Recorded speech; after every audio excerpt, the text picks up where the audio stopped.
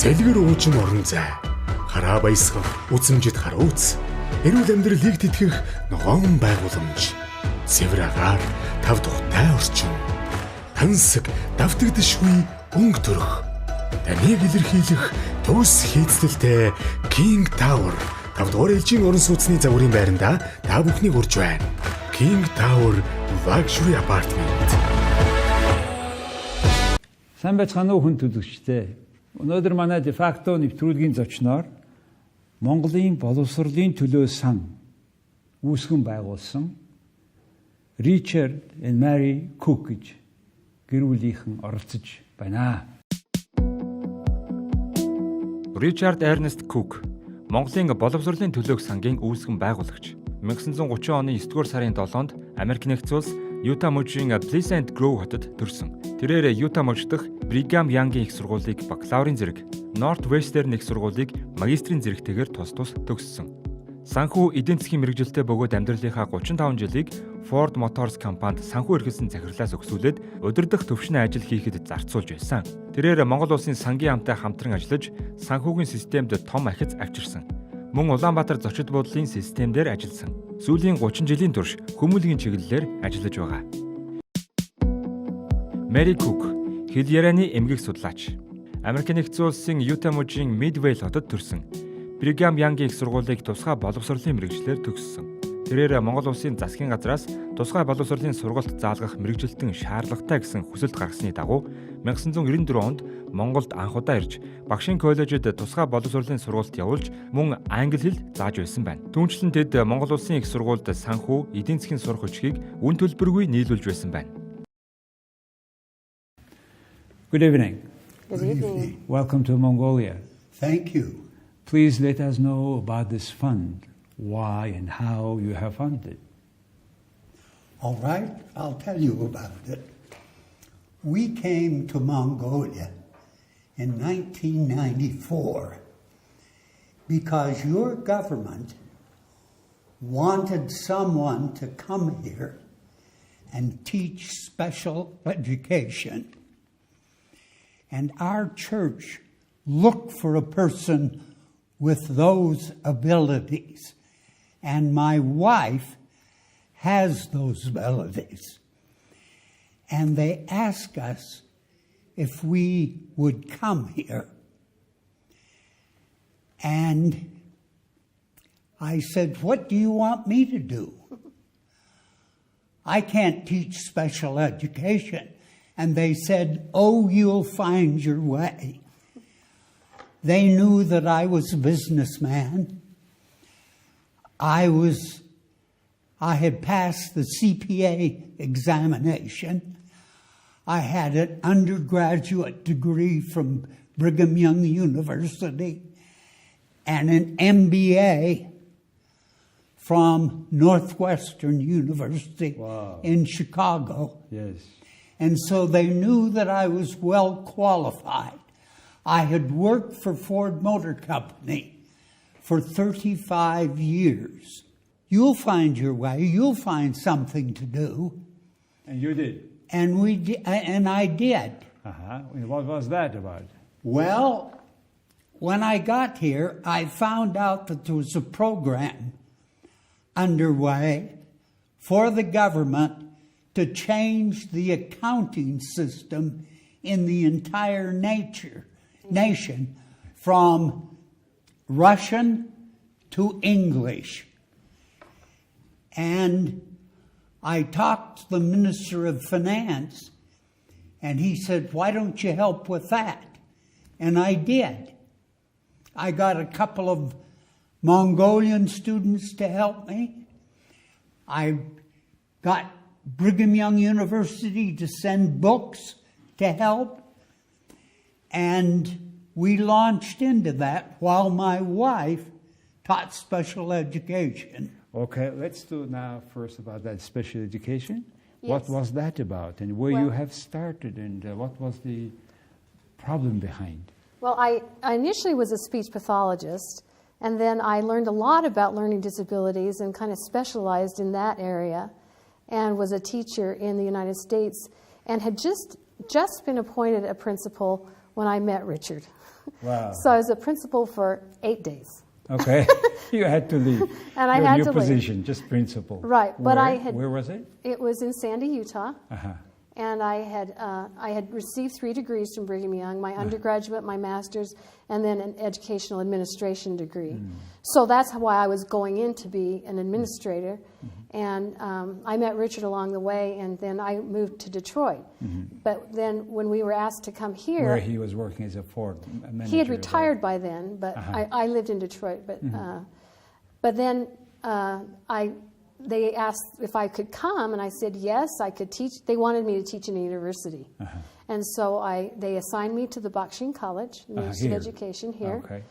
And I found out a lot about special education here and the need for greater understanding, greater information, current information to help handicapped. What was the situation like here? Here, That time, it's almost 30 years ago, right? almost 30 years ago, in the United States, we have multiple handicapping conditions. Learning disabled, emotionally handicapped, of course deaf and blind, but there were, multiple that we would service in different ways. I found here they were really only identifying the deaf and the blind. So I tried to enlighten them to the different handicapping conditions instead of lumping them, and then really many that were not getting service, try to enlighten them that they do need service. It was, yes, still in a way certain too. I contacted my district where I had served, where I had taught, and they were willing to send materials specific for the less handicapped.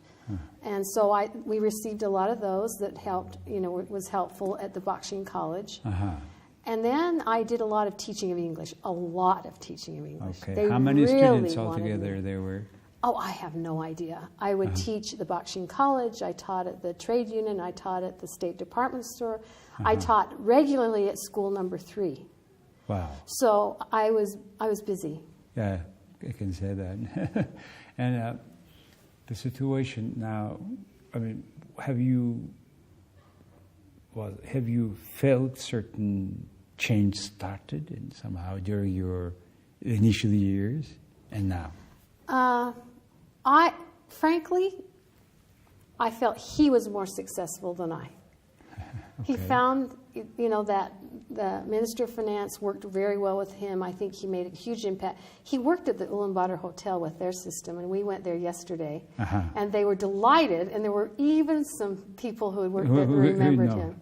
Well, but as far as I wished I'd had more time to be here, because I felt like I didn't make a huge impact on enlightening and making the difference. And I don't know that the time was right or the infrastructure was right to expand in the knowledge and understanding of handicapping conditions. Per capita income, that time was 10 times less than now. Oh, we know. Yeah, the country has now more opportunity and possibility in improving this kind of facilities needed for, in particular, disabled education. Things are moving and the country is developing, but there are a lot of things still to solve. But the base of the whole this change was, being also a financial guy, I completely understand this accounting system reform, which was crazy with the centrally planned economy. What was the challenge to change that the centrally planned economy accounting system into normal, internationally accepted accounting rules? Well, there was so much to do. I can imagine. And it was so difficult to find people who understand that understood what the changes were.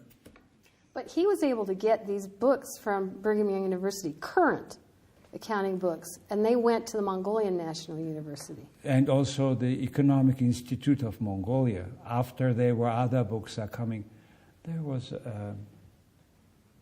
a man from also your city who helped our current Economic Institute University, Malan.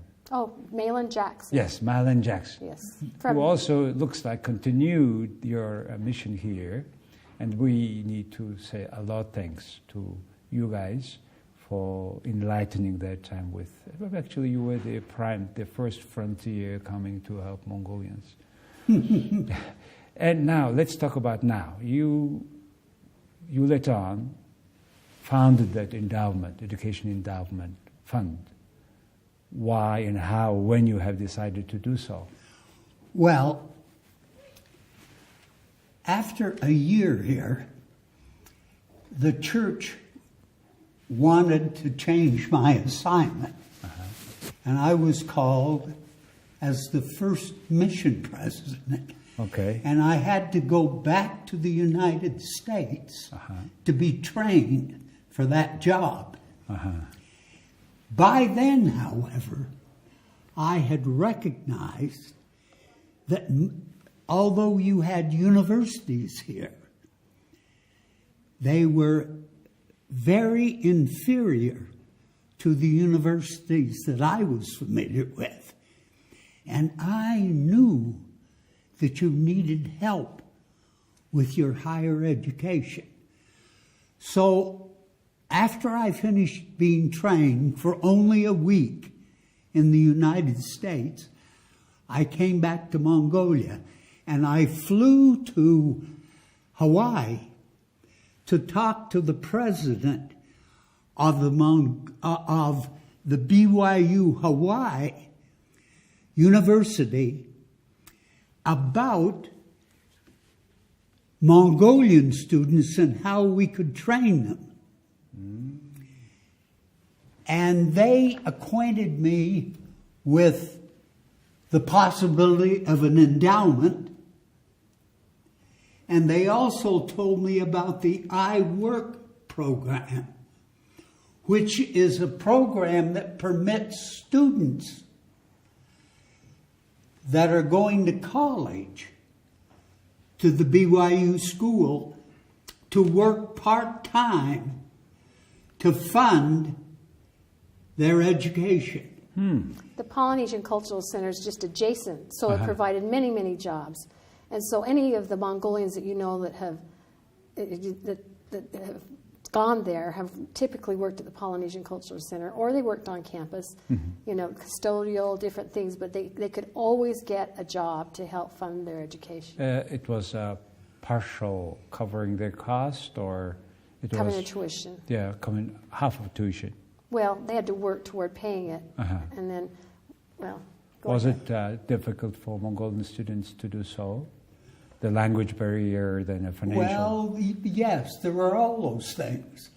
They had to have some money of their own. They had to be able to speak English.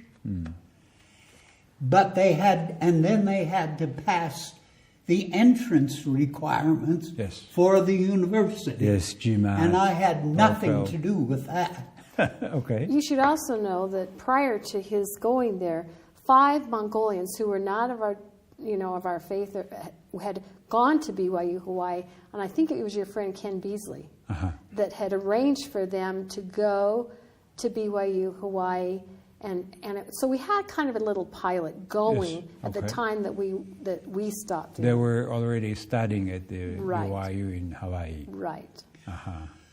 So we set up these 2 programs to accommodate Mongolian students. And I made a contribution to the fund, the Mongolian Education Endowment Fund, and I was instrumental in getting other people to talk to donors about making a contribution. The fund now is $2.2 million. In the last, since it was set up, it has dispersed $1 million. We love Mongolia. We love the people. We fell in love with it. We came here afraid because there were so many. We were told that this is a hardship calling. So we came here knowing we brought food And we didn't know if there would be any medical help here. Mm-hmm. So we came here shaking. It was the best decision in our life. We love Mongolia. We love the people. Yeah. And I understand many Mongolian students have benefited somehow altogether. How many students gone through this fund? Well, there are about 500 students that have come, that have attended in the last 20 years, roughly 20 years, have attended BYU Hawaii. And about 50 of those have received money from the Mongolian Education Endowment Fund. Mm-hmm. The others have been in the iWork program, or they've had their own money. Mm-hmm. But all of them have qualified for the entrance requirements to attend the university. Mm-hmm. Now, I'm in the process of ensuring that the Mongolian Education Endowment Fund doesn't run out of money. And I'm appealing to my family. Uh-huh. I'm appealing to my friends. Mm-hmm. When I die, a portion of my estate will go to the fund. Wow. Now, at Christmas time, we give gifts. Mm-hmm. But you know what the gift is to our children? A contribution to the Mongolian Education Endowment Fund. Mm. And what is our gift to our children? A contribution to the Mongolian education. I mean, what is their gift to us? Yeah. Is we ask them to donate instead of giving us a gift. Wow, okay. And my mother passed away. She was 99, and she was insistent that no flowers at her funeral. She said, I want contributions to the fund. Those are ways we do that. Yeah, that's something many people to understand deeply about their culture. And I have been to your country, lived there for a while, and that culture of contributing and making happy themselves, giving to other people, in particular to those who cannot repay you back, is something, that culture is something to come here. And this voluntary work, this kind of devotion to your nation, it's so wonderful. Out of let those... Let me say one other thing. You would ask, well, you did this all for the love of Mongolian people? Yes, but I could see... I am well educated. All my children are well educated. My friends are well educated. Education opens the door. Well, President Gordon B. Hinckley said, education opens the door of opportunity. Door of opportunity. The door of opportunity, because with an education, you expand your options, you expand your help. Yeah, you have really opened the door of opportunity to many Mongolians. These 500 clear statistics. Out of those, your alumni, whom you can, or not necessarily names, but the functions they do that contribute towards other people's opportunity. From your alumni, whom you would highlight or outline. Oh, who would highlight? No particular name, if necessary, if not necessary, but... I'll tell you, we today had a meeting with the advisor to the President of Foreign Affairs and explained the program to him. And we came out of the government house, and there was a crowd. Wow. With flowers, with tears, of BYU Hawaii students. I'm going to get a few tears here. Wow. And with their love and appreciation for changing their life. And there was one student there, former student, that had been called to the faculty of BYU Hawaii. That's illustrative. Call. That's illustrative of what an education can do for you. It will improve their livelihood. It'll improve their ability to be a citizen of this nature. Yes. You know, the world believes that what you do to improve a country is send money in. We don't believe that. We believe that you have to start in. That the way you improve a country is you improve the people. True. From the And the inside people out. then improve the country. True. And that's what we're trying to do. Great. From the great inside job. out, you can improve. The world would think it's from the outside in. And we've seen from the inside out. And you know, some of these women that went to BYU Hawaii are mothers. They're better mothers. They can teach their children better. Okay, then with that change that how you brought at least to families of those graduates, overall, how much you see now Mongolia has changed? Oh, Yes. a lot. Huh? A lot. A lot. In where you can see the most? Well, an example is it took us 6 months to get a phone line to our apartment in 1994. 6 months, okay. And everyone has a cell phone. Now, yes. Everyone's on their cell phone. They're teaching me what I need to do here in Mongolia. And it's actually helped. We have our fund, of course, but Deseret International Charities, which is an arm of humanitarian aid, if you will, has an opportunity for students because of online learning.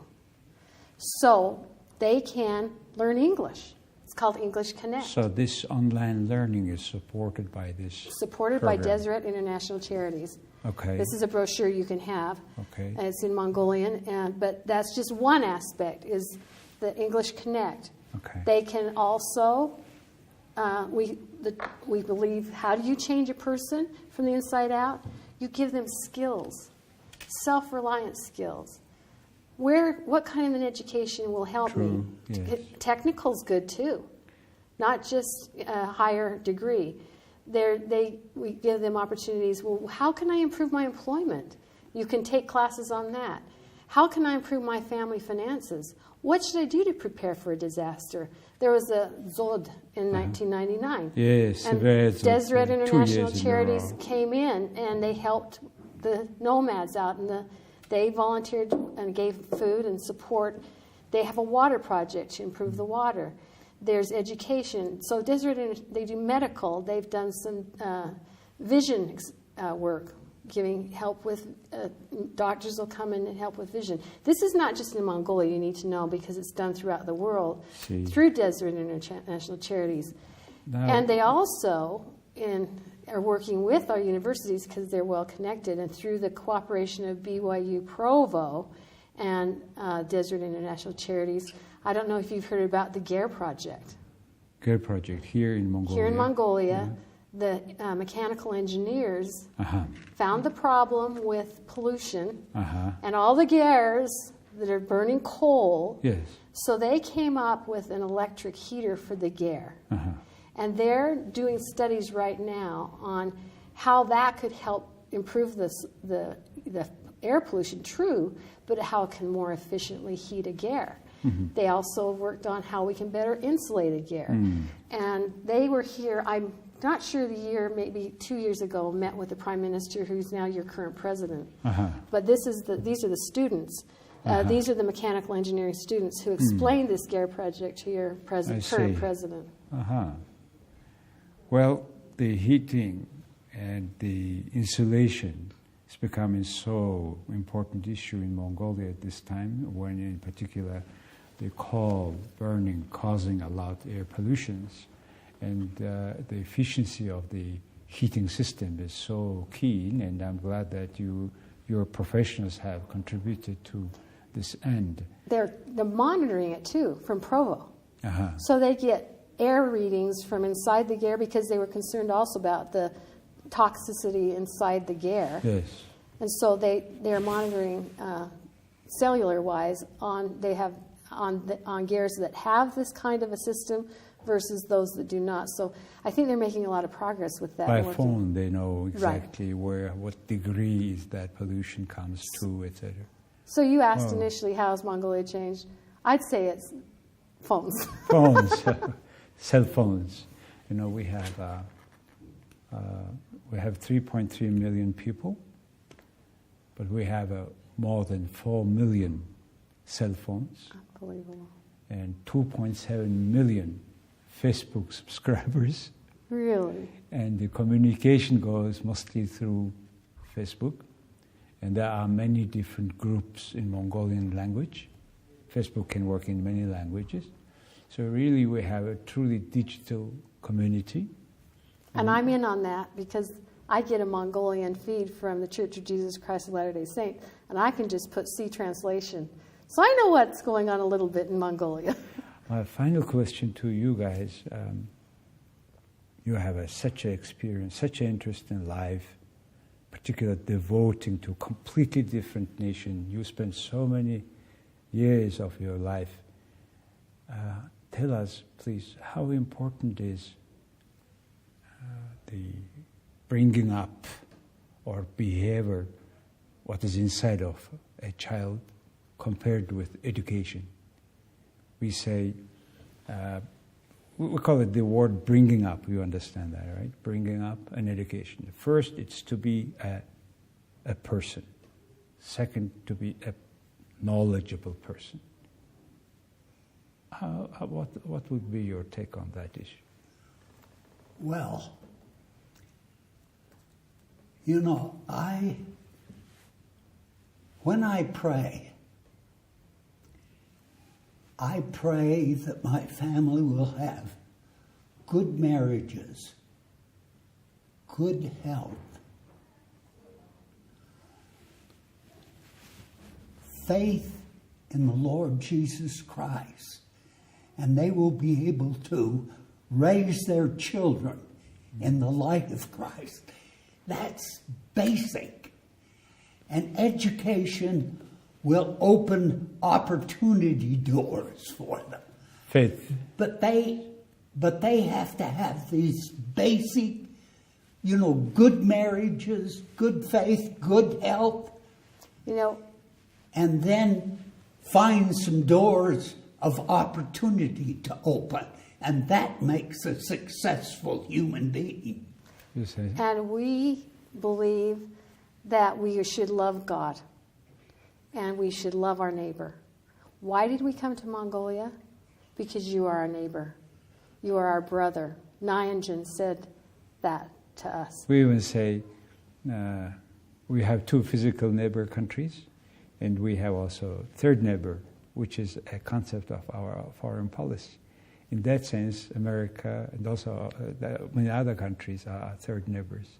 And you said, be good to your neighbors is also at that level as well. So when you say, when he talks about our family and having faith, we've taught them the characteristics of Jesus Christ. To be good to your neighbor, to provide for them when they don't have, to be honest. We are honest in our dealings with each other, to have integrity, and and service is a big part of our lives. Why did we come? Because we've been taught we have been blessed, therefore we have a song that's called "Because I have been given much, I too must give." And that basically is a philosophy that we teach to our children and that they understand. And hopefully our son happens to be here with us, and he knows that, you know, our expectation is that he will help the Mongolian Fund carry on, and that our lives will not end with mortality, but in Mongolia, that hopefully it'll continue for a long time. Great. Thank you very much for your contribution towards education of Mongolians, and also for this interview, for sharing your really deep thoughts after visiting the country you spent for around 30 years of your life. And we don't want it to stop. That sounds good. Thank you, sir. Thank you. Thank you. Thank you for having us. Thank you. За хүн үзэгчтэй өнөөдөр манай дефакто нэвтрүүлгийн зочноор их сонирхолтой гэр бүл оролцлоо. Энэ хоёр хүн бол Монголын боловсролыг дэмжих ийм санг байгуулаад тэгээ одоо ингээд өр хүүхдүүдэд амжуулж байгаа юм байна. 500 орчим монгол хүүхдийг сургасан байна. Тэгээ энэ хүмүүстэй уулзахад таатай байлаа. Их баярлалаа.